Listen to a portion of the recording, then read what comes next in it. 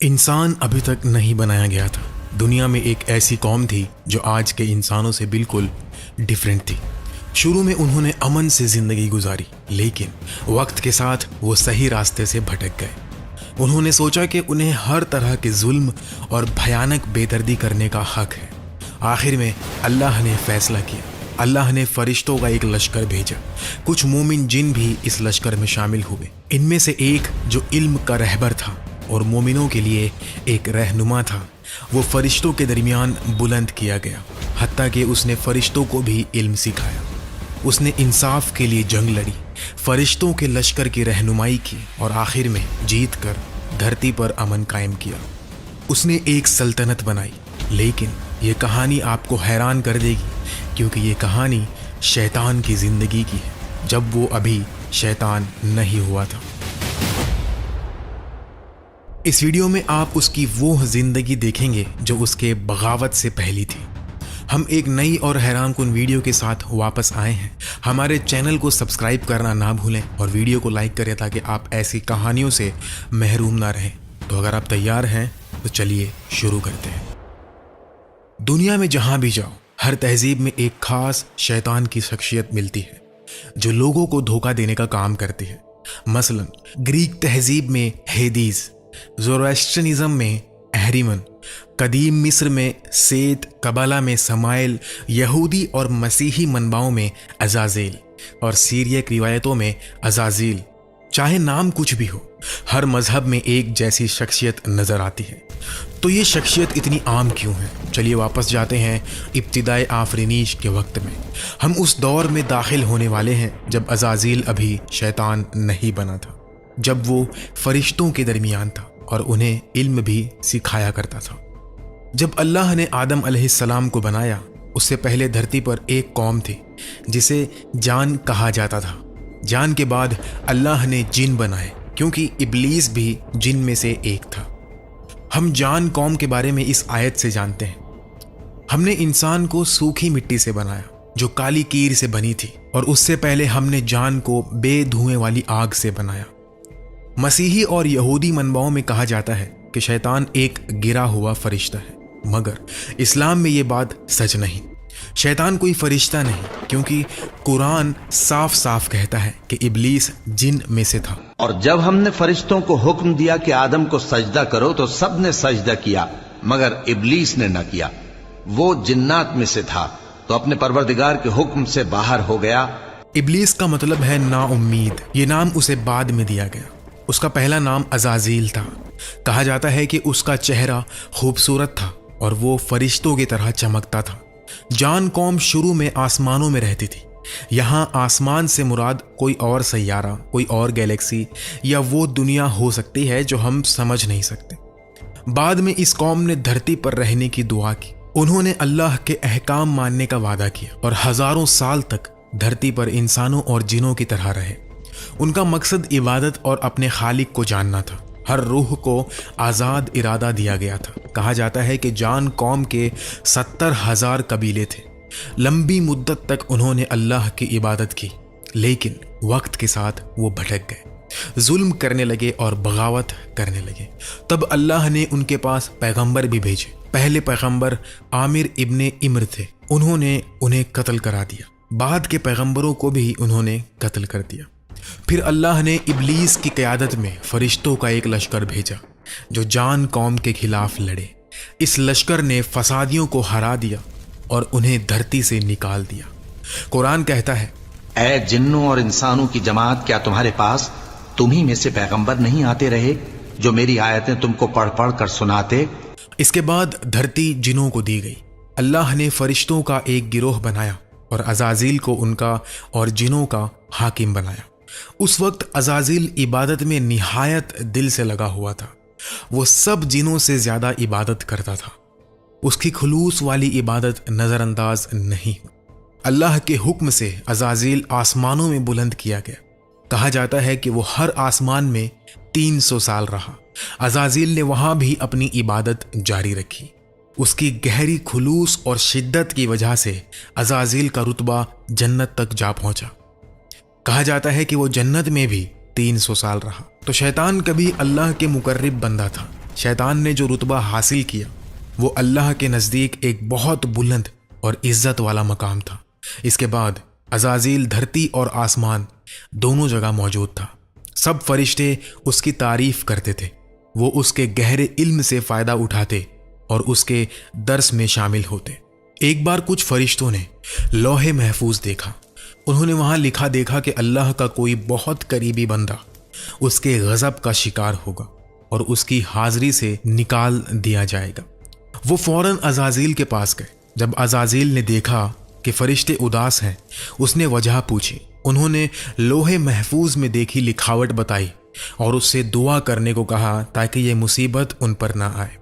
अज़ाज़ील ने जवाब दिया, ये मुसीबत ना हमारे लिए है और ना तुम्हारे लिए।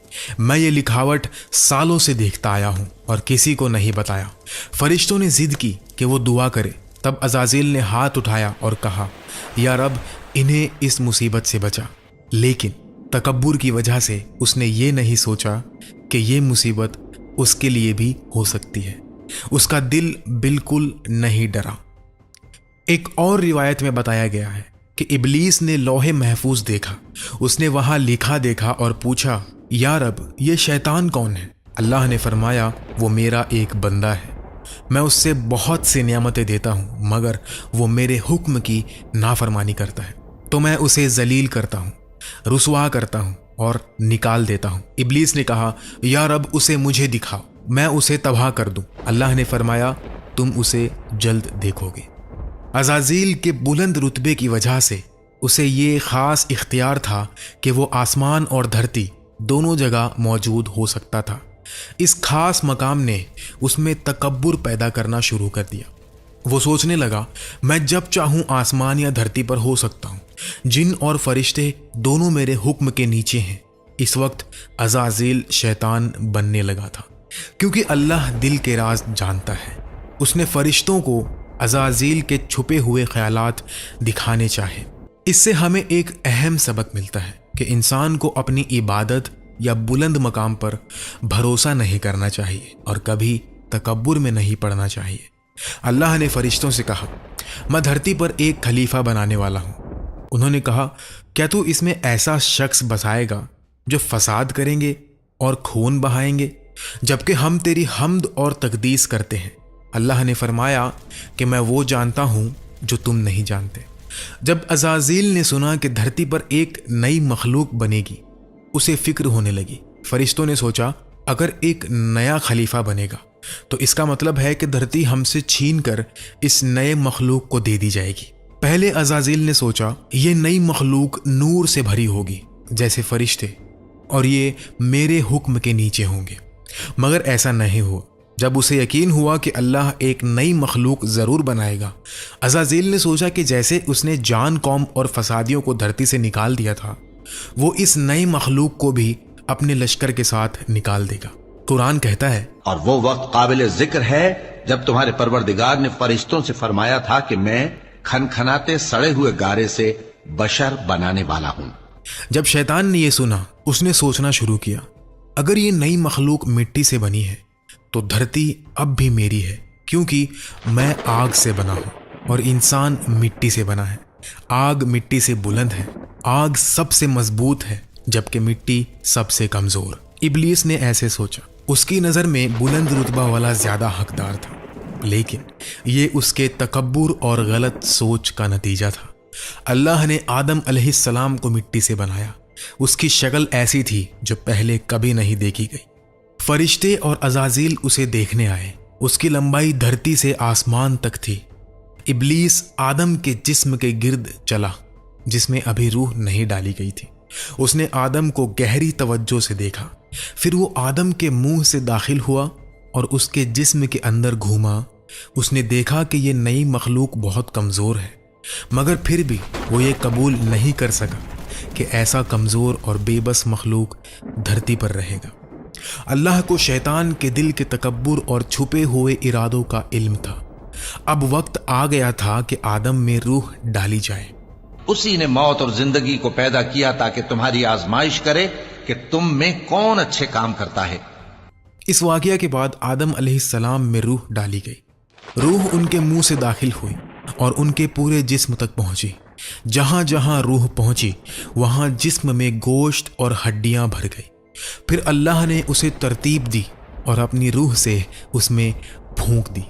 اور تمہارے کان اور آنکھیں اور دل بنائے، مگر تم بہت کم شکر کرتے ہو۔ اللہ نے آدم کو مٹی سے بنایا اور کہا ہو جا، اور وہ ہو گیا۔ ہم روح کی حقیقت نہیں جانتے کیونکہ قرآن کہتا ہے تم سے روح کے بارے میں سوال کرتے ہیں، کہہ دو کہ وہ میرے پروردگار کا ایک حکم ہے، اور تم لوگوں کو بہت ہی کم علم دیا گیا ہے۔ ایک حدیث میں بتایا گیا کہ روح آدم کے سر میں داخل ہوئی۔ جب وہ آنکھوں، چہرے، ناک اور منہ تک پہنچی، آدم نے چینخ دیا۔ جبرائیل علیہ السلام اس کے پاس کھڑے تھے اور بولے اے آدم کہو الحمدللہ۔ آدم نے کہا الحمدللہ۔ پھر اللہ نے فرمایا اے میرے بندے، میری رحمت تجھ پر ہو۔ جب روح اس کی آنکھوں تک پہنچی، آدم نے آنکھیں کھولی اور جنت کے پھل دیکھے۔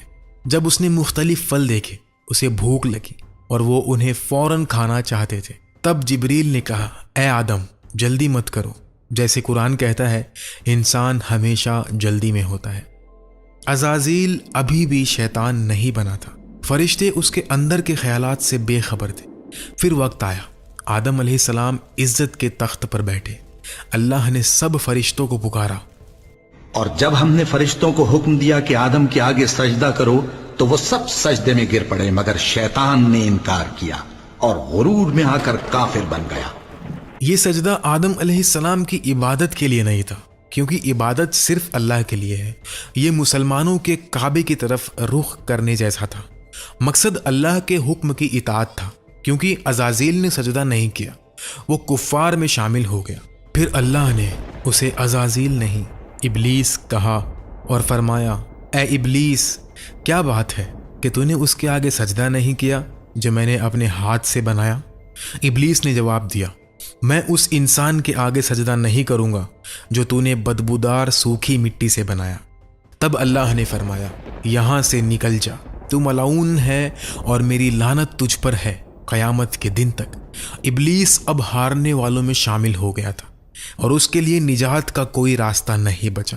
جب وہ تباہ ہونے والا تھا، ابلیس نے آخری التجا کی، میرے رب مجھے اس دن تک مہلت دے جب لوگ قبر سے اٹھائے جائیں گے۔ اللہ نے فرمایا تجھے ایک مقررہ وقت تک مہلت دی جاتی ہے، قیامت کے دن تک۔ ابلیس نے کہا کیونکہ تو نے مجھے گمراہ کیا، میں تیرے سیدھے راستے پر چلنے والے بندوں کو گمراہ کروں گا۔ میں ان کے سامنے سے، پیچھے سے، دائیں سے اور بائیں سے آؤں گا، اور تو دیکھنا کہ اکثر لوگ ناشکرے ہوں گے۔ اللہ نے فرمایا یہاں سے ذلیل اور ملامت کردہ نکل جا، جو بھی تیرا ساتھ دے گا میں قسم کھاتا ہوں کہ میں جہنم کو تم سب سے بھر دوں گا۔